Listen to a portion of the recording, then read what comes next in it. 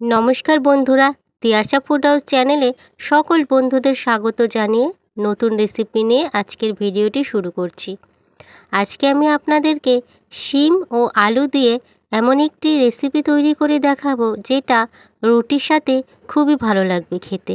আর ছোট থেকে বড় সকলেই প্রায় চেটেপুটে খেয়ে নেবে খাবারের সাথে থাকে যদি এই শিম আর আলুর রেসিপি। প্রথমে আমি ওভেনে কড়াই বসিয়ে দিলাম আর কড়াইতে 2 টেবিল স্পুন সর্ষের তেল দিয়ে দিয়েছি।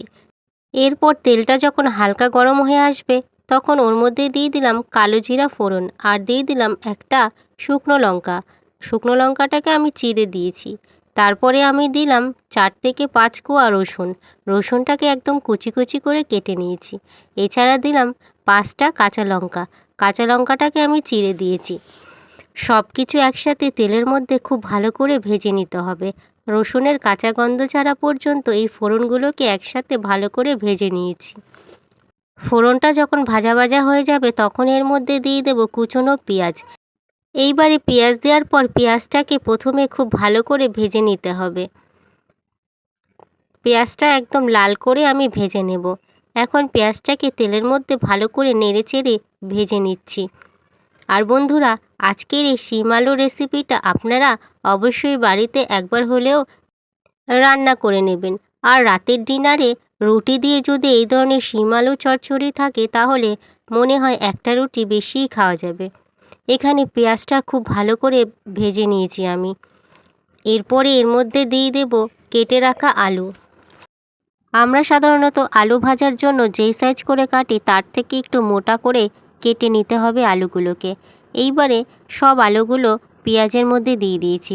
প্রথমে আলুটাকে ভালো করে পেঁয়াজের সঙ্গে নেড়েচেড়ে 1 থেকে 2 মিনিট ভেজে নেব, কারণ আলুটা সিদ্ধ হতে বেশি সময় লাগবে, সেই কারণে আলুটাই প্রথমে দিয়ে একটু ভেজে নেব।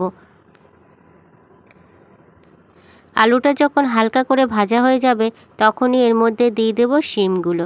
এখানে আমি ঠিক আলুর সাইজ করে শিমগুলো কেটে নিয়েছি। এখন ওই আলু ভাজার মধ্যে শিমগুলোকে দিয়ে দিলাম। এবার শিম আর আলু একসঙ্গে অনেকক্ষণ এইভাবে নেড়েচেড়ে রান্না করে নিতে হবে। ঠিক এইভাবে আলু আর শিম 1 মিনিটের মতো নেড়ে প্রথমে ভেজে নেব। তারপর একটা ঢাকনা দিয়ে চাপা দিয়ে রাখবো। এইভাবে ঢাকনা দিয়ে ঢেকে ঢেকে রান্না করলে তাড়াতাড়ি সিদ্ধ হয়ে যাবে। তারপর 2 মিনিট পরে ঢাকনাটা সরিয়ে দেখে নিচ্ছি আলু আর শিম মোটামুটি সিদ্ধ হয়ে এসেছে।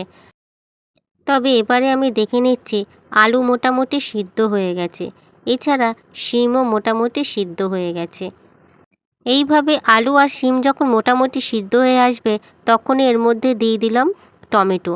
টমেটোটাকে আমি ঠিক একদম ছোট ছোট সাইজ করে কেটে নিয়েছি। দিয়ে দিয়েছি টমেটো। তারপরে দিয়ে দেব পরিমাণ মতো নুন। এবারে দিয়ে দিচ্ছি পরিমাণ মতন হলুদ। সব কিছু দিয়ে একসাথে ভালো করে নেড়েচেড়ে রান্না করে নেব। আলু আর শিম এখনও একটু শক্ত শক্ত আছে, সেই জন্য আমি এর মধ্যে দিয়ে দেব জল। তবে জলটা একদম সামান্য পরিমাণে দেব, কারণ এই রেসিপিটা মাখো মাখো হবে না আর ঝোলঝোলও হবে না। এটা হবে ভাজার মতন একদম ঝুরঝুরে। সেই জন্যই একদম সামান্য পরিমাণে জল দিয়ে নেড়েচেড়ে নিচ্ছি। আর তারপরে আমি একটা ঢাকনা দিয়ে ঢাকা দিয়ে দেবো। মাত্র 1 মিনিট এইভাবে ঢাকা থাকবে। 1 মিনিট পরেই আমি ঢাকনাটা সরিয়ে নিলাম। এখন মোটামুটি দেখা যাচ্ছে রান্নাটা হয়ে এসছে আর আলু শিমগুলো অনেকটাই সিদ্ধ হয়ে গেছে। রান্নাটা হয়ে যাওয়ার ঠিক কিছুক্ষণ আগে এর মধ্যে আমি দিয়ে দেব হাফ চামচের মতন চিনি। চিনি দিলে টেস্টের ব্যালেন্সটা ঠিকঠাক থাকবে আর খেতেও খুব ভালো লাগবে। এছাড়া একটু মিষ্টি মিষ্টিও লাগবে। আর রুটি দিয়ে মিষ্টি মিষ্টি তরকারি খেতে বেশ ভালোই লাগে, সেই জন্য আমি এর মধ্যে সামান্য একটু চিনি দিয়ে দিলাম। চিনি দিয়ে তারপরে কিছুক্ষণ নাড়াচাড়া করলেই রান্নাটা পুরোপুরি তৈরি হয়ে যাবে। আর ঠিক এইভাবেই ঝুরঝুরে ভাজা হবে। তাহলে বন্ধুরা, আজকের এই শিম আলু রেসিপিটা যদি আপনাদের ভালো লেগে থাকে একটা লাইক অবশ্যই করবেন। আর কেমন হয়েছে সে বিষয়ে কমেন্ট করে জানিয়ে দেবেন। এছাড়া রেসিপিটা বন্ধুদের সাথে শেয়ারও করে দেবেন। পরবর্তী এই ধরনের আরও নতুন নতুন রান্নার ভিডিও পাওয়ার জন্য চ্যানেলটিকে অবশ্যই সাবস্ক্রাইব করবেন আর পাশে থাকা বেল অপশানে ক্লিকও করে দেবেন। যাতে পরবর্তী রান্নার নোটিফিকেশান আপনার ফোনে প্রথমেই পৌঁছে যায়। আর আপনারা অবশ্যই ভালো থাকবেন, সুস্থ থাকবেন। এছাড়া পুরো ভিডিওটি দেখার জন্য অসংখ্য ধন্যবাদ।